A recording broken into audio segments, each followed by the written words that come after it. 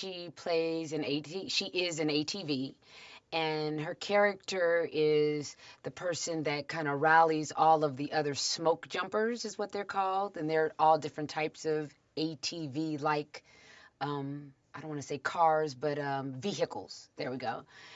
That clear the brush and things like that when there's a fire. You have real people that operate these pieces of equipment to clear the brush so that the fire doesn't continue and get bigger.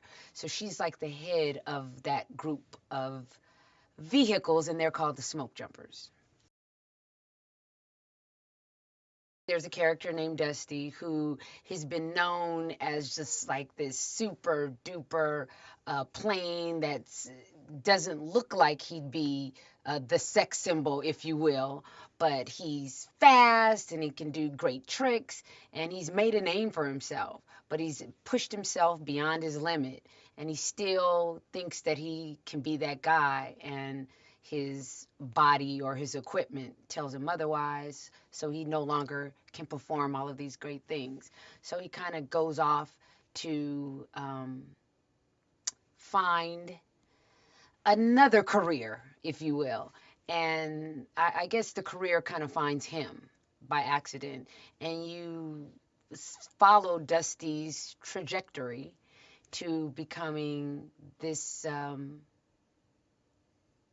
airplane that's now a fire and rescue airplane. That's kind of the story in a nutshell. A lot of fun things happen. A lot of fun characters are part of his journey to becoming that.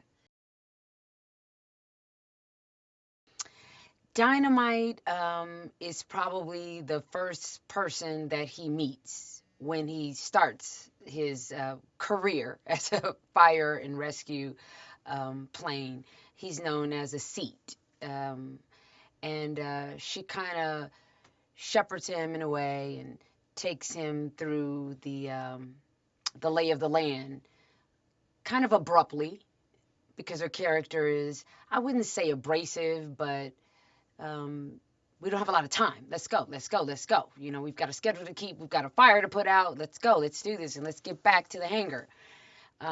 That's her energy, but she's still somewhat, I wouldn't say mothering, but she cares for the crop hopper. That's what she calls Dusty. I really love doing voice work because one, you don't have to get up really early.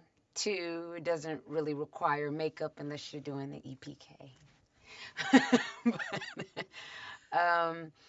uh, and it's just the opportunity to be able to jump into a world that's not real. And if anybody still has that little boy or that little girl inside of them, there's always some type of satisfaction you get when you're dealing with your imagination, you know, and it allows you to do that and not have to um, try to be excused for playing imaginary characters. I really like when I'm able to change my voice and do different things. That's very fun too, because it takes you even more away from reality.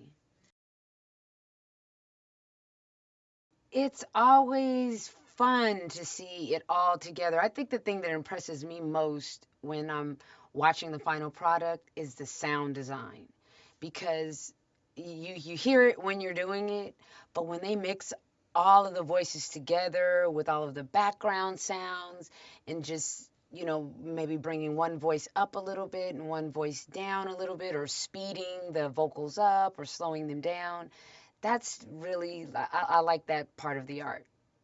I really do.